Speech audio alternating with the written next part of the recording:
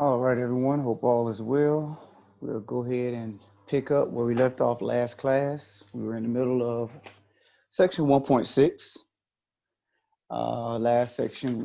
Last class, we did solving polynomials that were higher than degree of 2. So now we're looking at solving radical equations.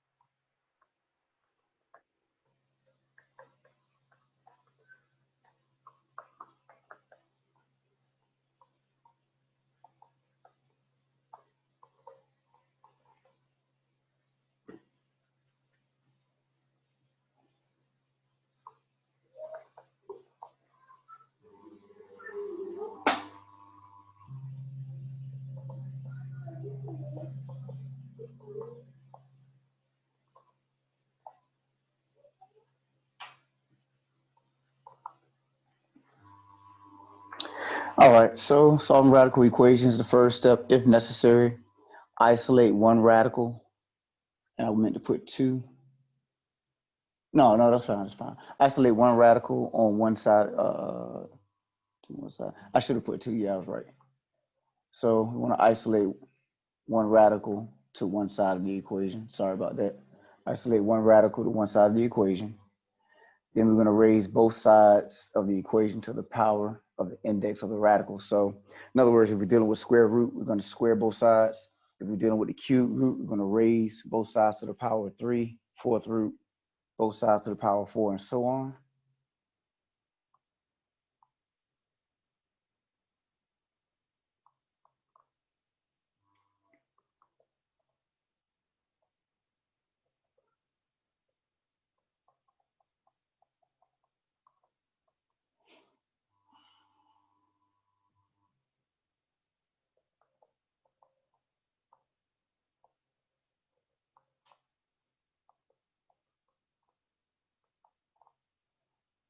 So then we'll go and solve the equation. If a radical still exists, then repeat steps 1 and 2.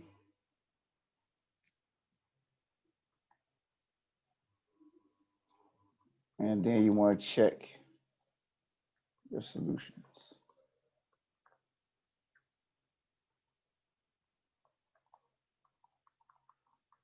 And you must do that because it is possible for us to come down with a value that is not a solution, no matter what math you want that. All right, so in this case, a lot of times when we go through our steps, when we go through our solving, we don't necessarily have to check. If you did all your math correct, then your answer is correct, and you could go on about your business. But when you have these type of equations, you do need to go and check just to ensure that your solution will work, or what you calling your solution will work. All right. So let's try it.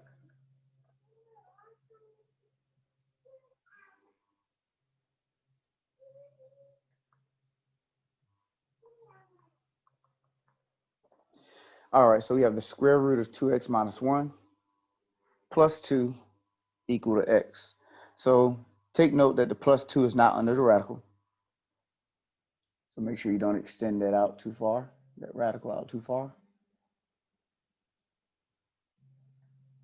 So let's go about solving. As a matter of fact, I'll do this. Step 1, we want to isolate our radical. This is the radical we wanted on one side of the equation by itself. So we will subtract 2 from both sides.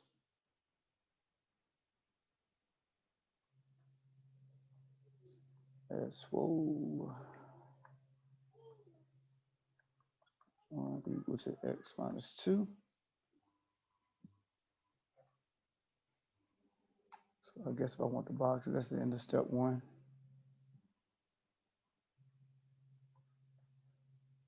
Step 2, we want to make it stay blue.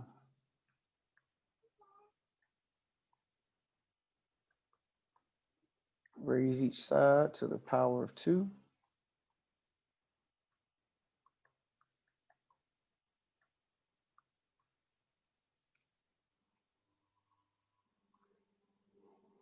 So that the radical and the power will cancel on the left, leaving us with 2x minus 1 equal to x minus 2 squared. So questions on step 1 and 2. First step, we isolated the radical, so we got the square root of 2x minus 1 on one side by itself. Second step, we squared both sides to get rid of the radical.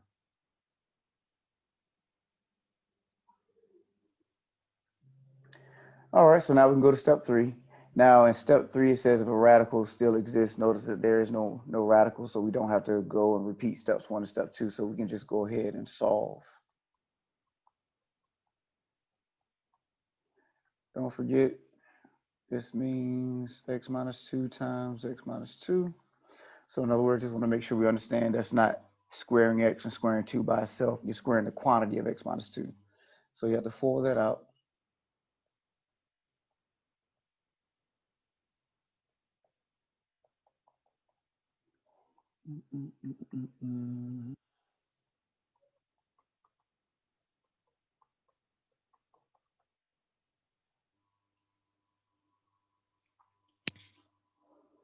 All right, so now we'll solve it like we would any other quadratic equation.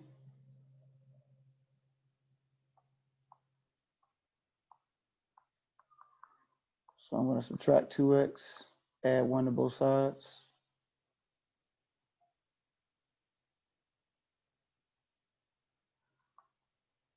So it'll be x squared minus 6x plus 5 equals 0.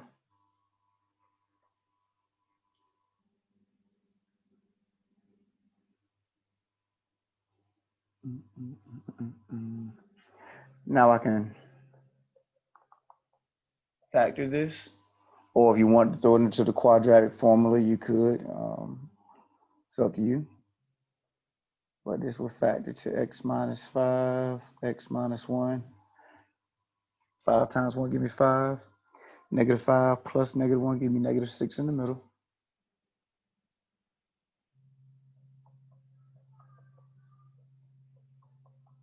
Now set each piece equal to 0. Add 5 to both sides. X equal to 5. Add 1 to both sides. X equal to 1. So before we check our solutions, questions. I see something in the chat. I just factor out again. All right, so when you're looking at factoring, whenever you have a trinomial, if you can factor it, you know you're going to set it up into 2 sets of parentheses. This back sign tells you that your signs are going to be the same. This sign tells you what sign to use. So you know both of your symbols are going to be minus. Here, x squared, the factors of x squared go in the first slot. So x times x. So now you're looking at, in the back slots of your parentheses, what factors of 5 will add together to give me 6, but multiply together to give you 5. And the only factors you have a choice of when it comes to 5 is 1 times 5. So if 1 times 5 didn't work, then that means it's not factorable. But it did work. So if you were to FOIL this out, you would get that trinomial back again of x squared minus 6x plus 5. Okay. And also, don't forget, if anybody, I think no one has asked, so I think everybody's okay with factoring. If you needed a video talking about factoring, or if you need to hit me with the office hour or something like that on anything else, just make sure you guys take advantage of that. We also have tutoring hours through the tutoring lab. So if you need that information, or if you want to set up a time with me outside of the normal class hours, make sure you shoot me that email. All right. So let's go ahead and check. As I said, we need to check to make sure these answers are correct. So let's look at x equal to 5 first. Where's my original equation? So you always go back to the original equation before you manipulate anything. So x equal to 5 is what we're going to check. Plug in 5 where you see x. Okay, I see somebody in the chat.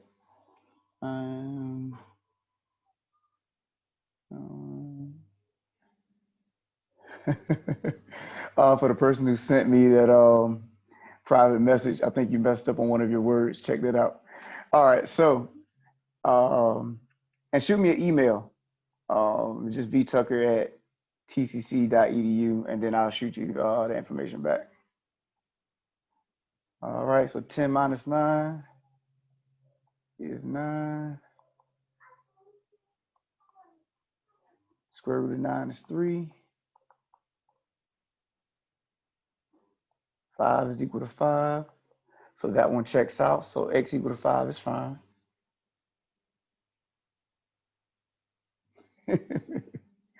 All right, questions on x equal to 5 before we check out the next one.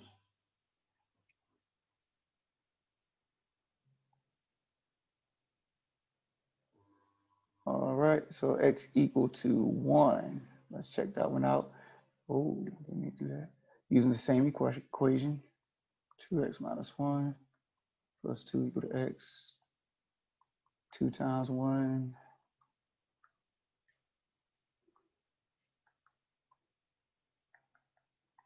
1. So that's 2 minus 1 plus 2 equal to 1. That's 1 plus 2 equal to 1. Square root of 1 is 1. So that's 3 equal to 1, which is incorrect. So x equal to 1 does not work. X equal to 5 is our only solution.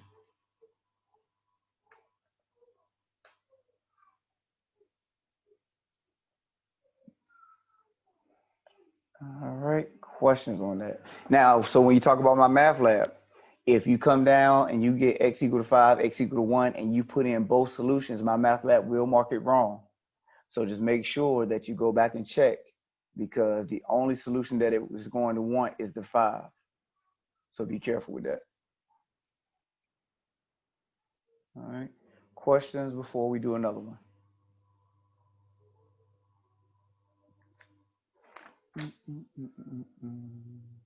Okay, so let's do another one. Oh, see a question. My math lab, our grades. Yes, that's where you're getting your grades from. You're getting them from my math lab. Yep. So now I am going to adjust the scores a little, because remember I told you 85 or better will be 100% and everything like that. So really, if you do everything you're supposed to do, your grade in my book should be higher than what you see in my math lab. Well, understand, like I said, if you do everything you're supposed to do. So what I mean by that is, let's say if you do all of your homework, but you only do one test. Well, of course, you set yourself up to fail because you have zeros for test grades.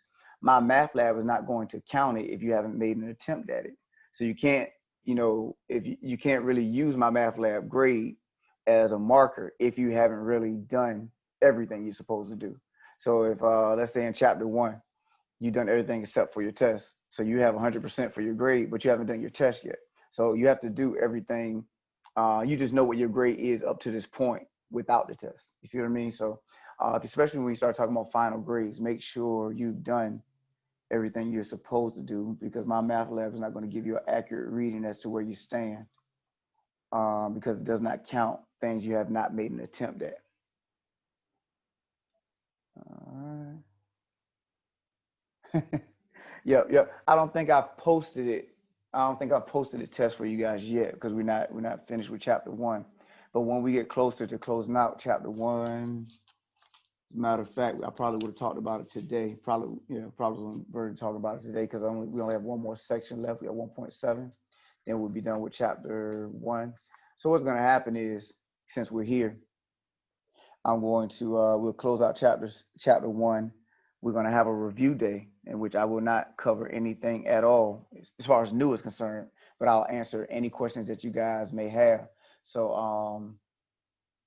I know the review has been posted, the test review. So what you would do is look at the test review, see if you have any homework questions that are causing any problems, and make sure you ask the question that you know you want to see me do before I release, the test or whatever the case may be. But we'll talk about it in a few, but that's the mindset you guys should have moving forward. So first thing we want to do, notice that we have two radicals in this equation. Last one, we only had one radical. So we want to isolate one of them. It's always best to use the easiest one. Notice that we have a minus sign right here. So it's easiest to just go ahead and add the square root of x plus 4 to both sides of your equation. So we want to isolate our radical. Just rewriting it right here.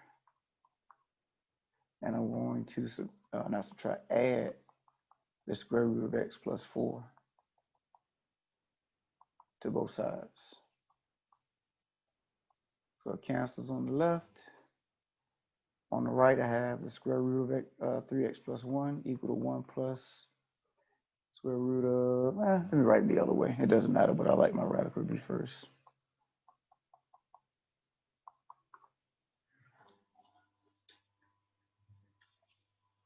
All right. So that's the end of step 1. Isolate one of your radicals. Step 2, we're going to take the power of 2 and apply it to both sides of your equation so that the square and the square root will cancel on the left.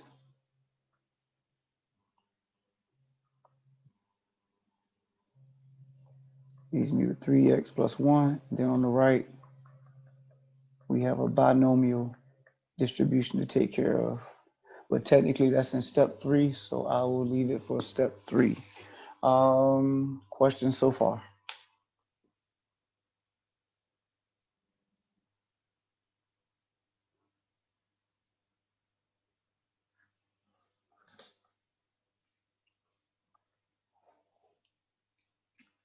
All right.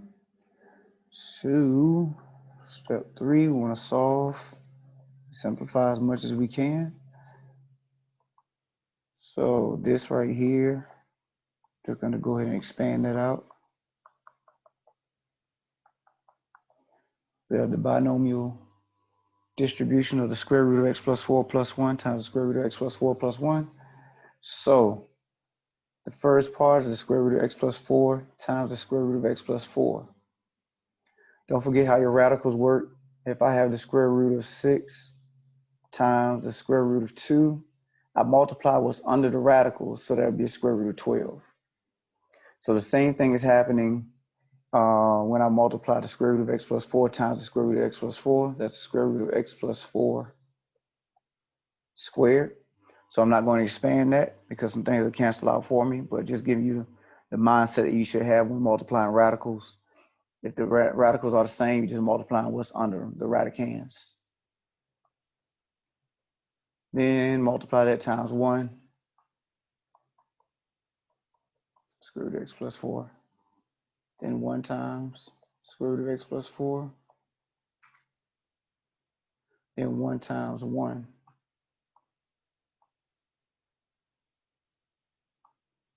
Is a plus 1.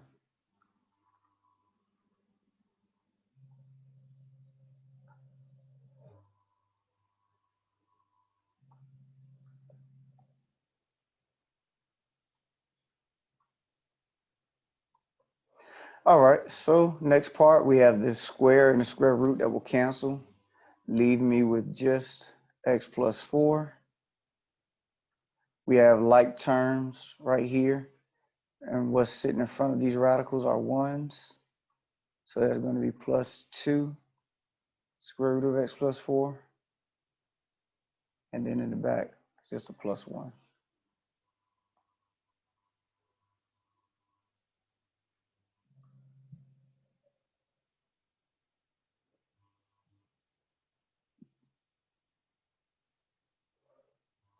All right.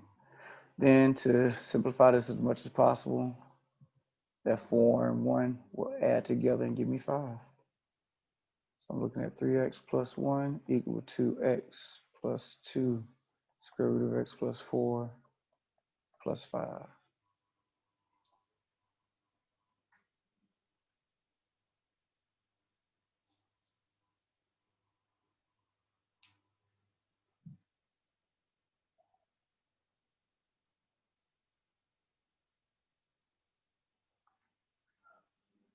All right.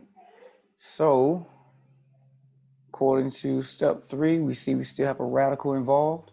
So we need to take it back to step 1 and 2. In other words, we need to isolate the radical again.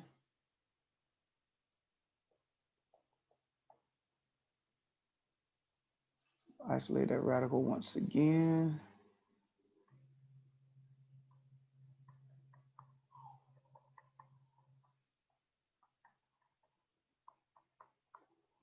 So I will subtract x and subtract 5 from both sides.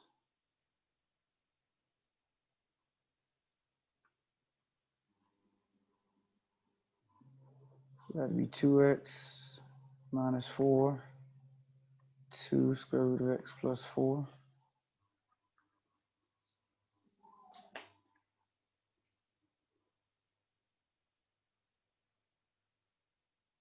All right. So from here, we want to get rid of our radical. So we would, let me rewrite this. Raise each side. I said raise each side to the power of 2.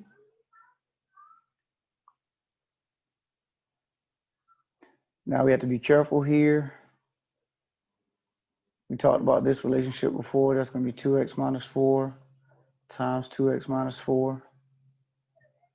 But on this other side, this square has to be applied to the radical and to the number that's sitting out front. So there's going to be a 4 here, but then this square will cancel out that radical, leaving you with x plus 4.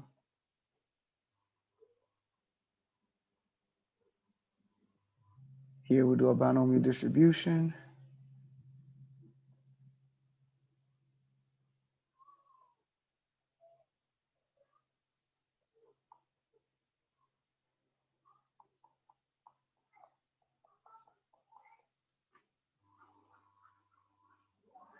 And here we can distribute this.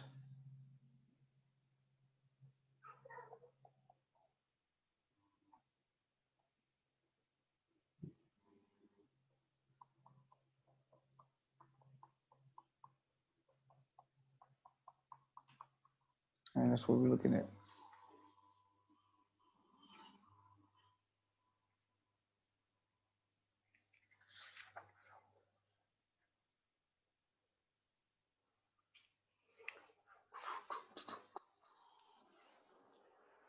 All right, questions before we look to finish off the problem.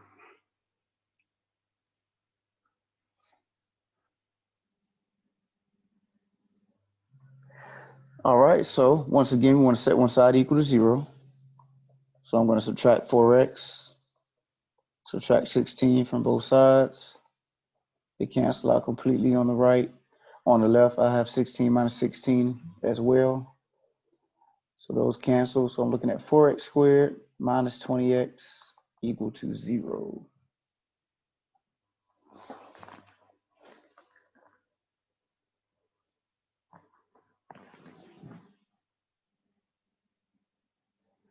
Now I can factor, pull 4x to the outside, leaving me with x minus 5 in the parentheses.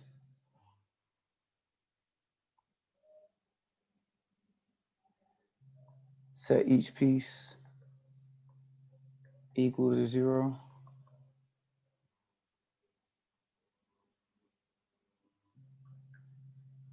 Here, divide by 4. X is equal to 0. Then here, add 5 to both sides.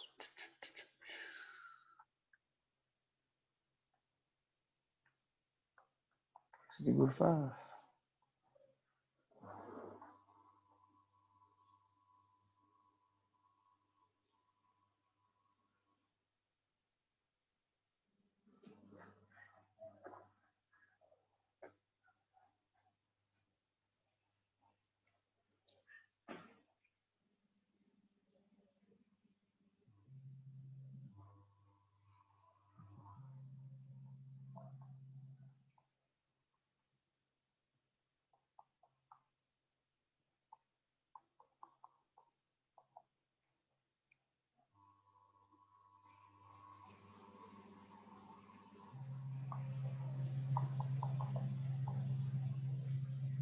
So, like I said, we have to check. So you go back to your original equation, plugging in 0.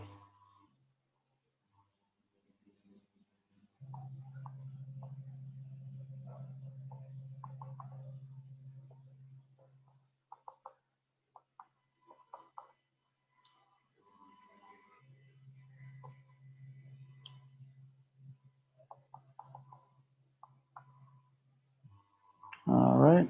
So x equal to 0 does not work.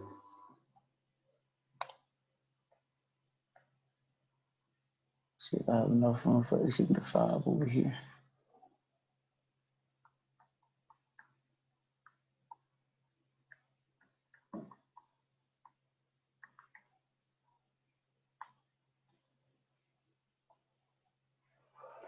All right, so we're trying 5 now.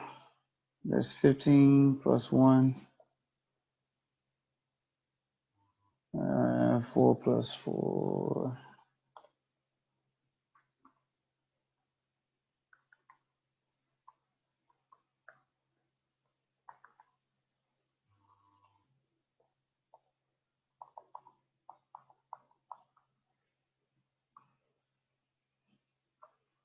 So the 5 works, the 0 does not.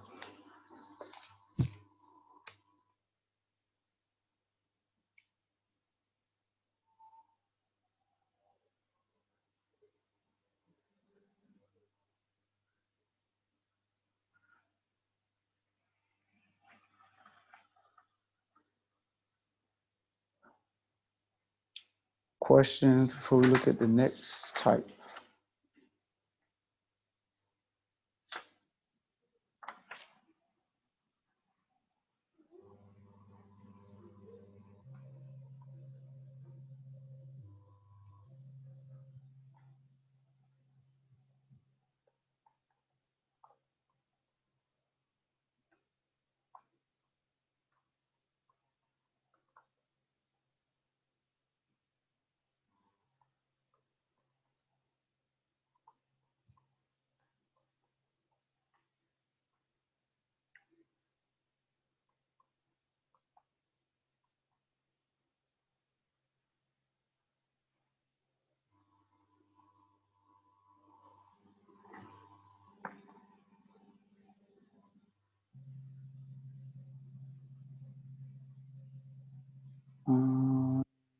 Write this first.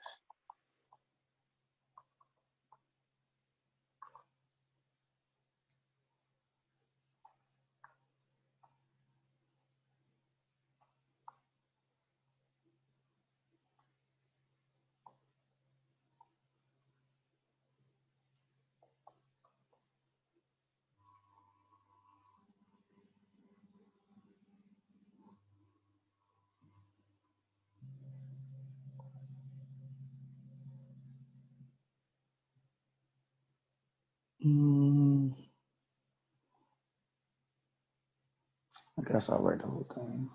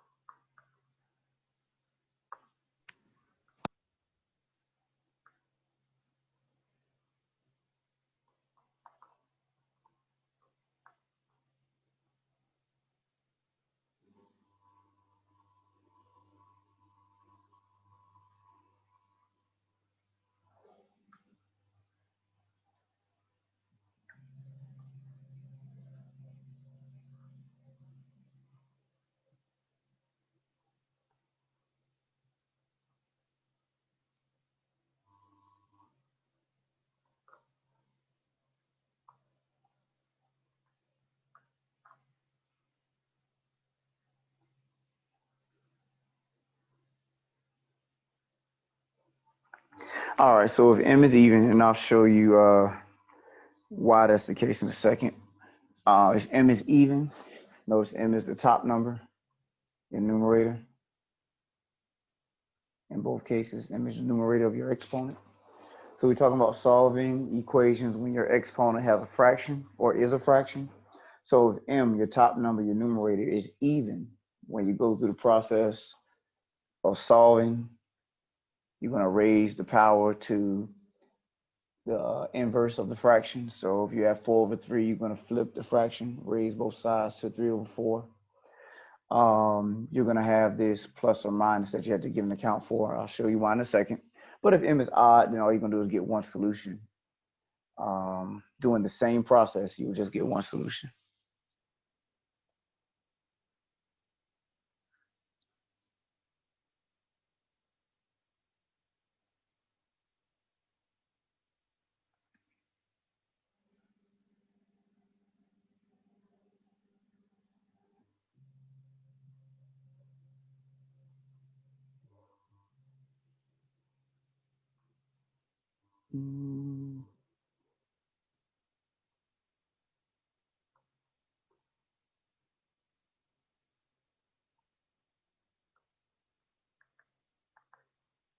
All right, so don't forget what it means to have a fraction as an exponent.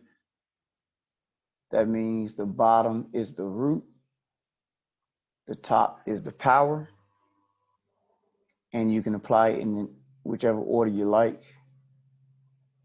So I can either square 8 first, or take the cube root, or I can take the cube root of 8 and then square it. But either way, just as long as the bottom number is your root, the top number is your power, it doesn't matter which order you apply it. So if I decide to take the cube root, of 8, that'll be 2.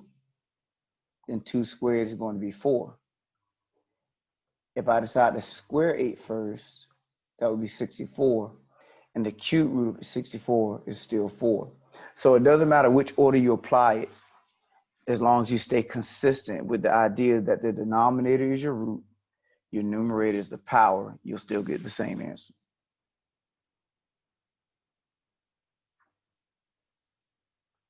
All right. So if I have x equal to, see if they have a good one before I just do this. Matter of fact, so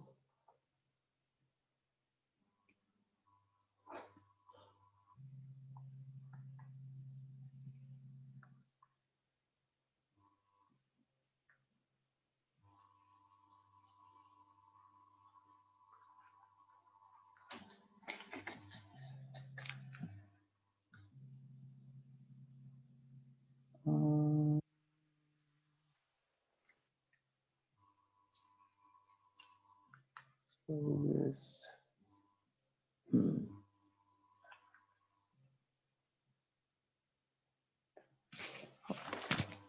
Trying to play with these numbers in my head. Give me 1 second.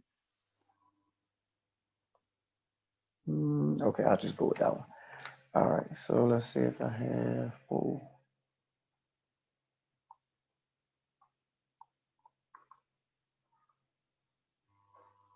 let's do that one.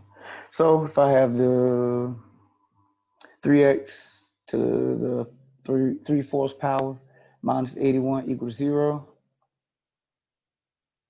numerator is odd,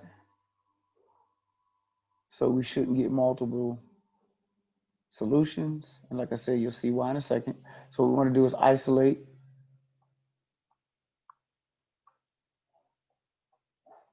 the variable. So we're going to add 81 to both sides. 81 cancels on the left. 3x to the 3/4 on the right, and we have 81, I mean on the left, 81 on the right. Then we can divide by 3. 3's cancel. x to the 3/4 equal to, should be 27.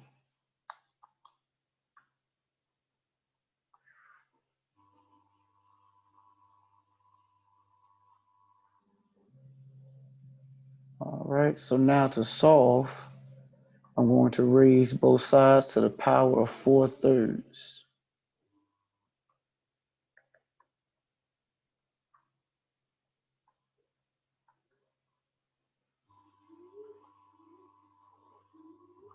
So don't forget your exponent rules. The reason why we do that, whenever you're raising a power to a power, you're multiplying exponents.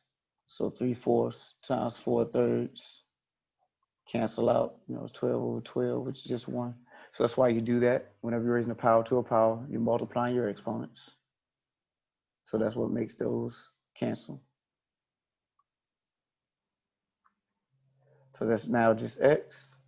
Now here, the 27, that is now the cube root of 27 raised to the 4th power. All right. So essentially, we took the cube root of both sides whenever we do the 4 over 3. And taking the cube root of both sides is fine. An odd root does not cause you to have multiple solutions. So the cube root of 27 is 3. And then the 4th power of 3, or 3 to the 4th power, is 81.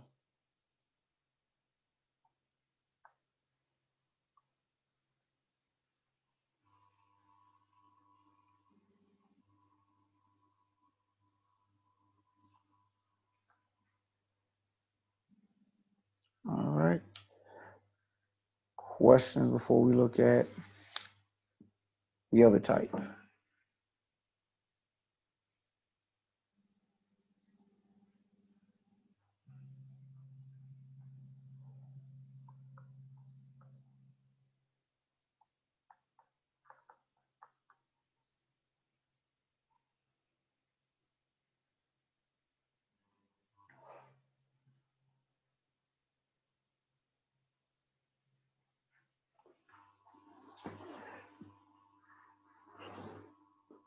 All right, so the next one, we have x to the 2/3 power minus 3/4 equal to 1/2.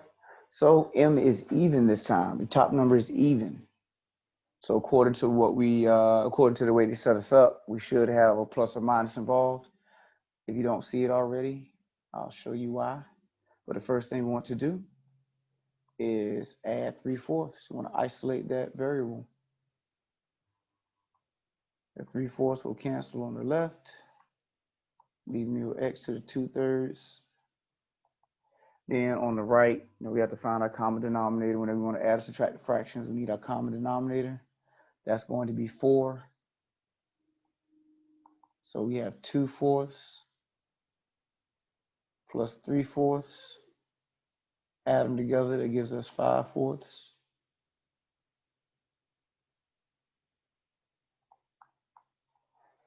So once again, don't forget, whenever you're adding, subtracting fractions, you need to find your common denominator. Find my common denominator here. Hold on,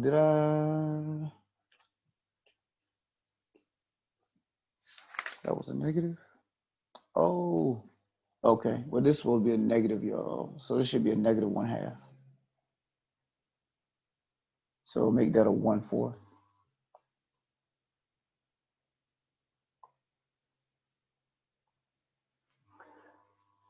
So negative 1/2. So that's a negative 2/4. Negative 2/4 plus 3/4 gives us a positive 1/4. So, yep.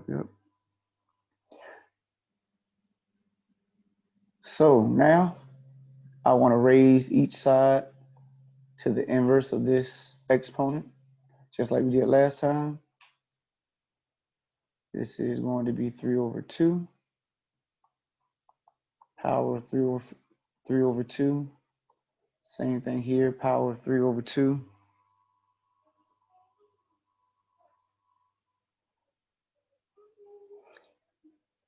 So just like before, my exponents cancel on the left.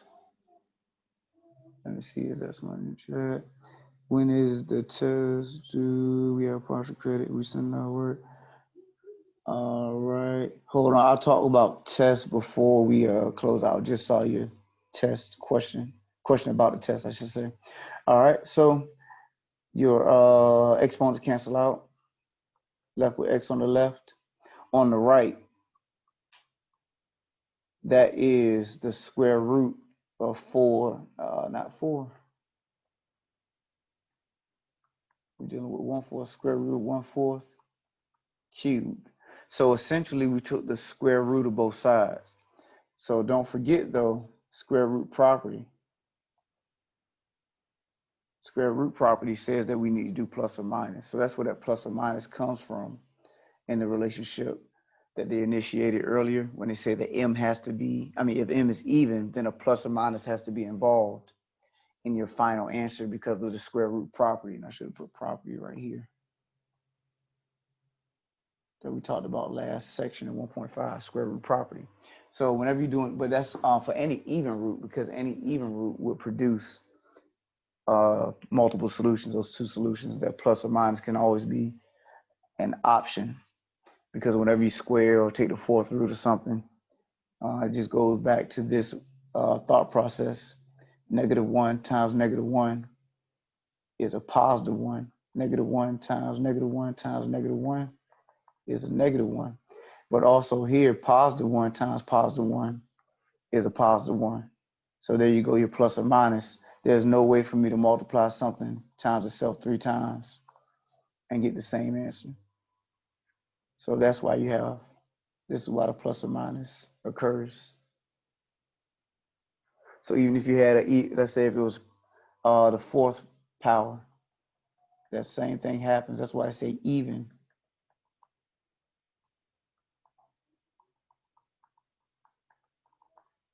So here, plus or minus scenario occurs again. -1 raised to the 4th power is going to be +1. +1 raised to the 4th power will also be +1. So that's why it says even root. Whenever you have an even m, you're going to have that even root scenario in which plus or minus could occur. So let's go back to our problem. And we are looking at the square root of 1/4 raised to the 3rd power. The square root of 1/4 is 1/2 raised to the 3rd power. And 1/2 cubed, 1 times itself 3 times is 1. 2 times itself 3 times is 8. So we got plus or minus 1/8.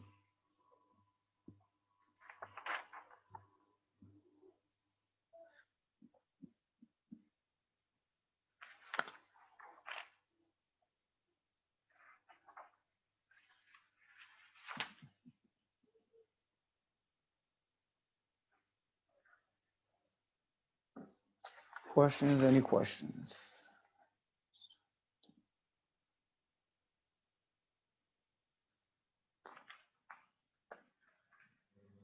All right. So we have a few more scenarios. Let's try to go ahead and knock those out.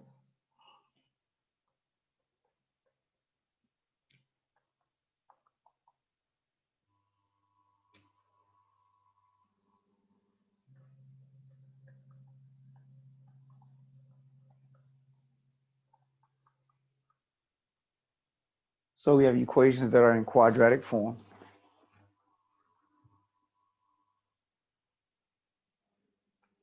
If I can look at my equation and say that this first term is the second term squared, then it's in quadratic form.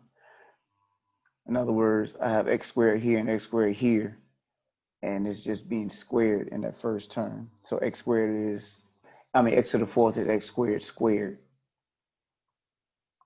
If I can find that relationship, that means it's in quadratic form. And if I want to make it simpler, I could let Let's say u be equal to x squared, and it may help me to see it better.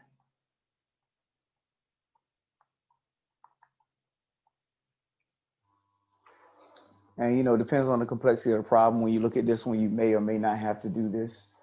But this is one of the ways of looking at this problem, recognizing that you have it in quadratic form.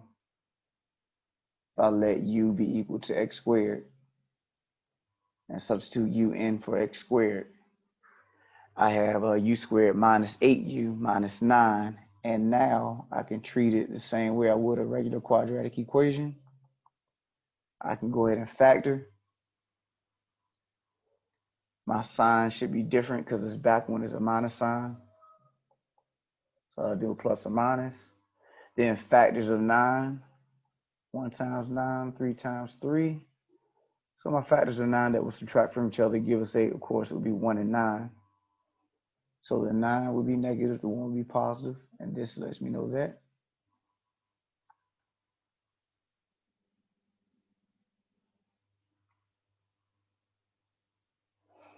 If I solve each one, I set them both equal to 0. U is equal to 9. U is equal to negative 1.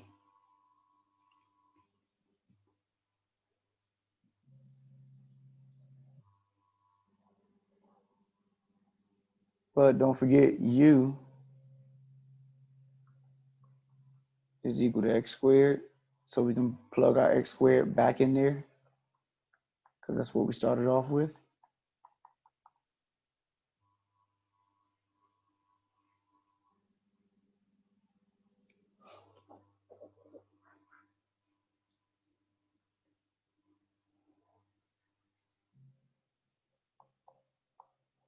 Take the square root of both sides.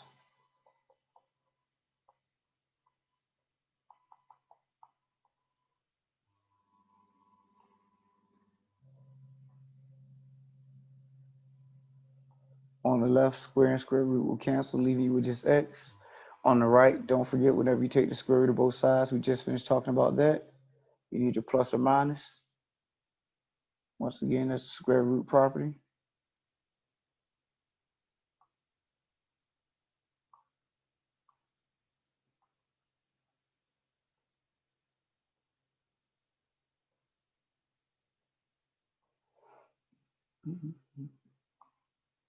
So we got x equal to plus or minus 3. Then on the left, x is equal to plus or minus I.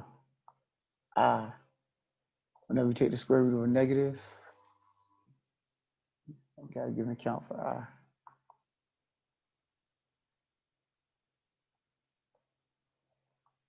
And once again, that plus or minus came from the square root property.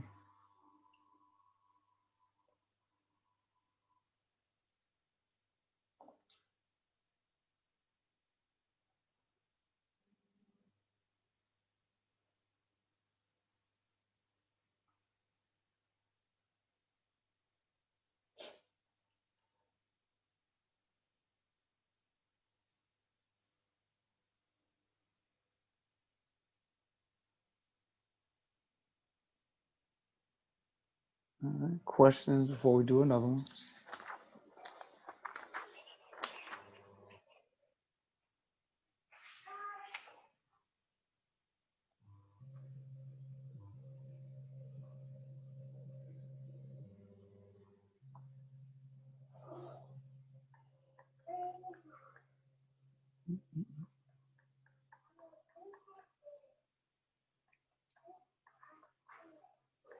All right, so here, 5x to the 2/3 plus 11x to the 1/3 plus 2 equal to 0. And once again, we have a quadratic situation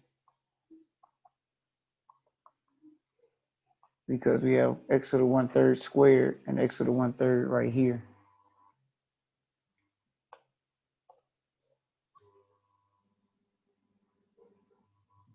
So I can let u be equal to x to the 1/3.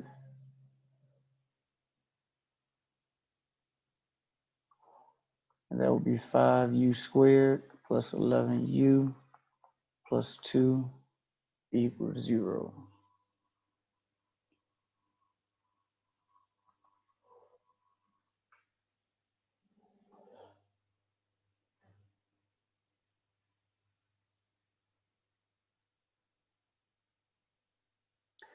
All right, my next move is to factor.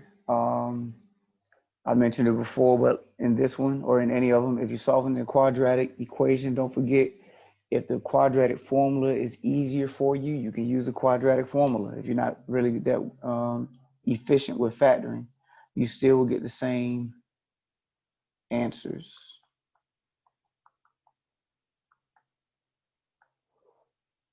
So my factors of 5 is just 1 times 5.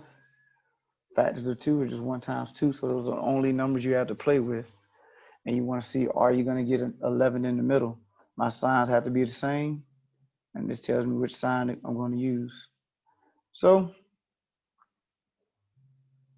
5 times 2 gives me 10. 1 times u gives me 1. So 1 plus 10 gives me 11 in the middle. So that's how you would check it out. So once again, like I said, if you're factoring, you're a little tough. Look, if the factoring, is not your best attribute, then always go to the quadratic formula. It will give you the same values, same solutions when you go to solve.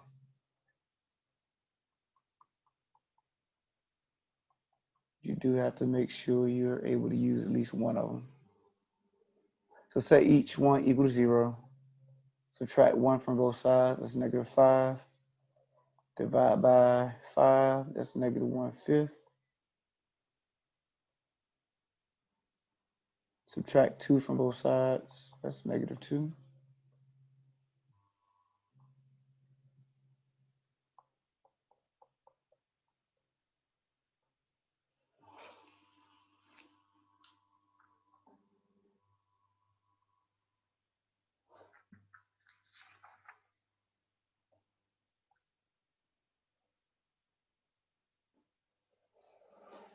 All right, so we came and solved for u, but remember we didn't start with u. We started with x equal to 1/3. So you plug that back in.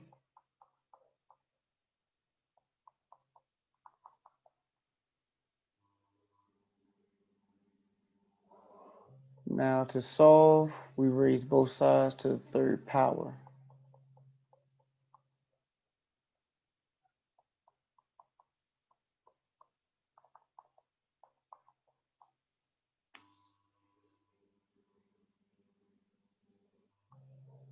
One-third and 3rd power will cancel, leaving me with x. Negative 1/5 to the 3rd power is negative 1 over 125. 1/3 and the 3rd power cancel.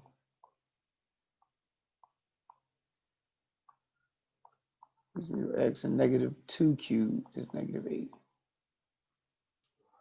And those are your two solutions.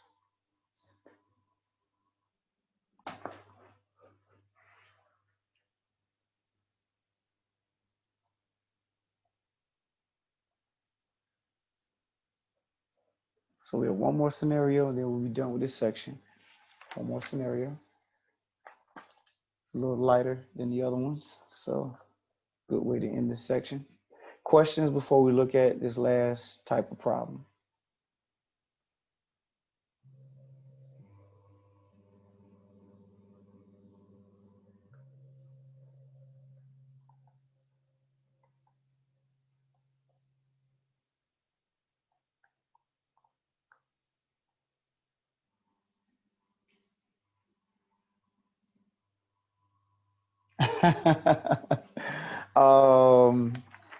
How much you got? No, I'll just mess it. Unfortunately, I can't take your test for you.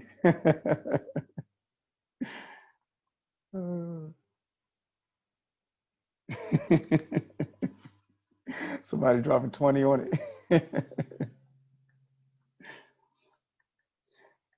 So, oh, didn't mean to put absolute value over there. So let's say if we have the absolute value of 2x minus 3 equal to 11. All right. So before we do that, what's a good way to write it? If absolute value of u is equal to c,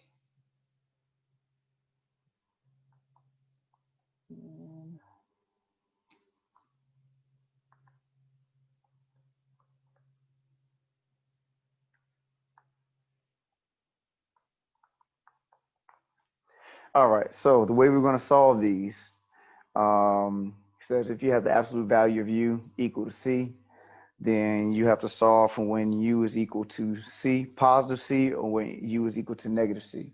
And the reason being is because don't forget what absolute value represents. If I have the absolute value of -3, the answer is 3. But I've also had the absolute value of +3, the answer is 3. So I need to give an account for when I have the negative scenario and when I have the positive scenario, because both of them will give me the result, a positive result. So when I look at this equation right here, I want to know when is 2x minus 3 equal to +11 and when is 2x minus 3 equal to -11. Because if there's a +11 in here, the absolute value of +11 will be 11.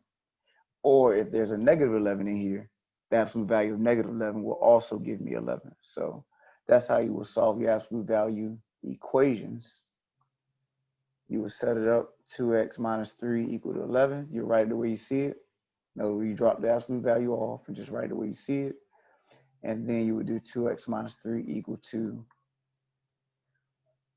-11. So you write it with the -11. And then solve both of them out.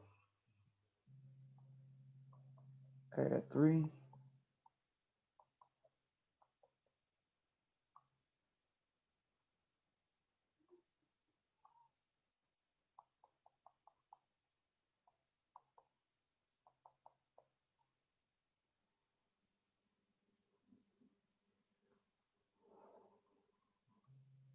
Divide by 2.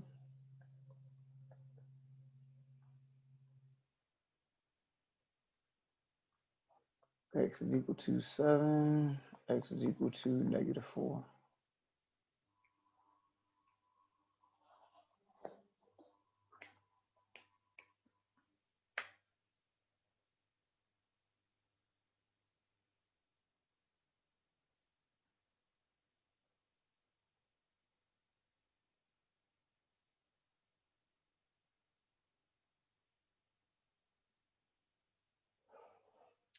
All right.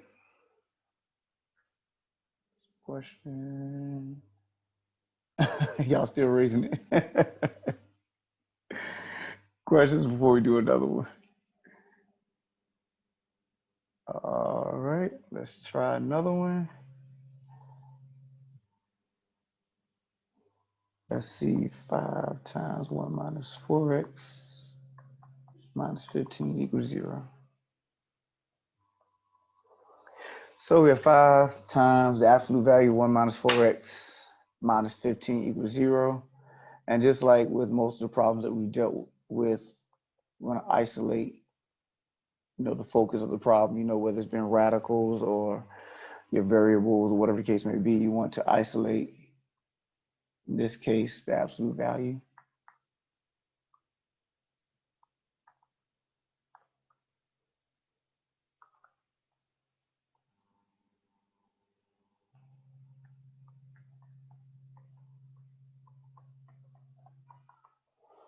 So I'm going to add 15 to both sides first.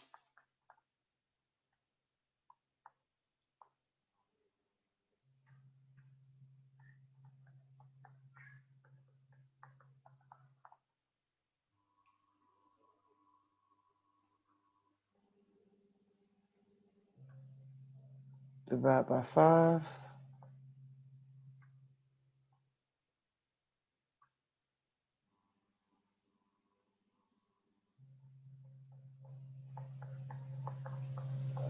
So now we have the absolute value of 1 minus 4x equal to 3.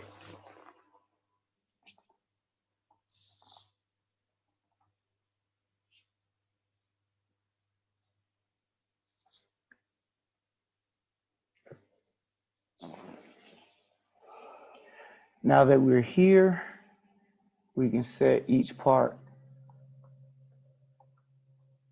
equal to its respective number. So in other words, that 1 minus 4 is equal to 3. And then you have 1 minus 4 equal to negative 3. 1 minus 4x equal to 3. 1 minus 4x equal to negative 3.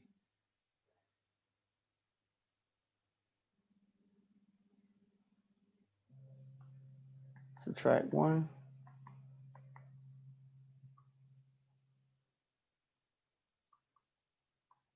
Ones cancel on the left. So negative 4x equal to 2. On the left here, got 4x, and then on the right, negative 4.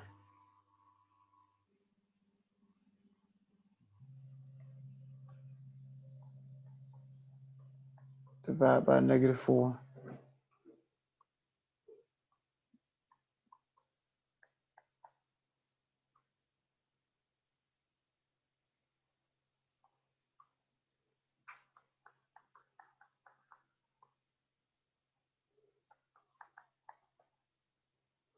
So we have 1/2, negative 1/2, and a positive 1.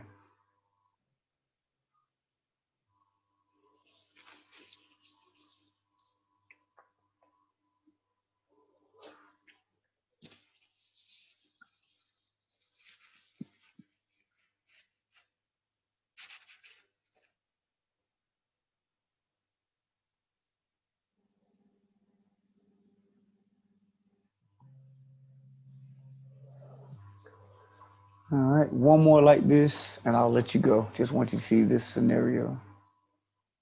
Questions on anything before we do this last one?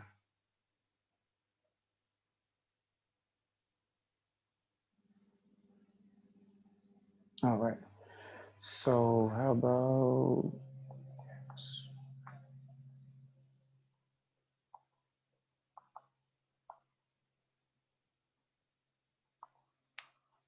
all right. So we have the absolute value of 3x minus 7 equal to negative 21.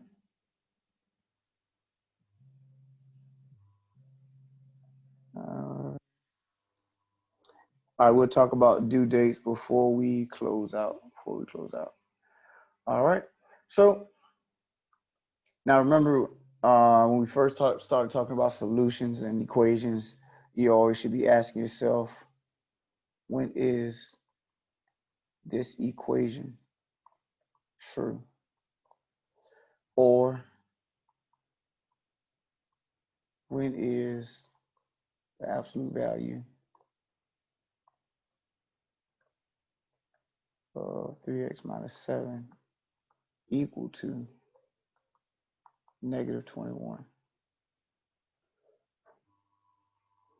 So when you look at this type of scenario, you're asking yourself, when is the absolute value of 3x minus 7 equal to negative 21? And the answer is never. Yeah, that was my attempt at 3 exclamation points. But the answer is negative because the absolute value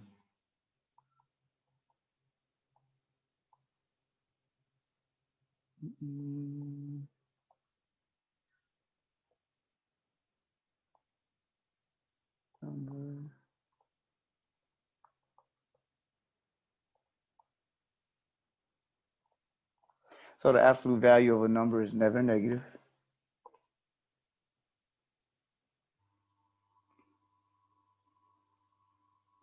So when you talk about your answer here, your answer is no solution.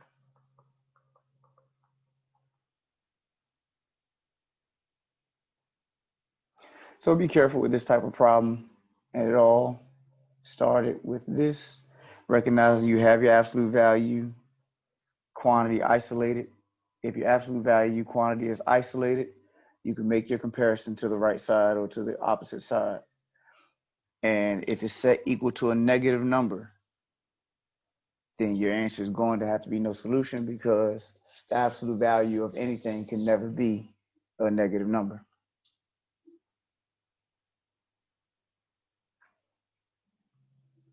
All right. questions, concerns, comments.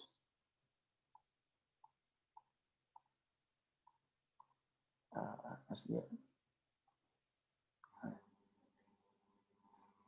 So 140 right now. Let's see. Let's do this before I set a due date for chapter 1's assignments. Let's see how long 1.7. It's not that long, but it may take 2 classes.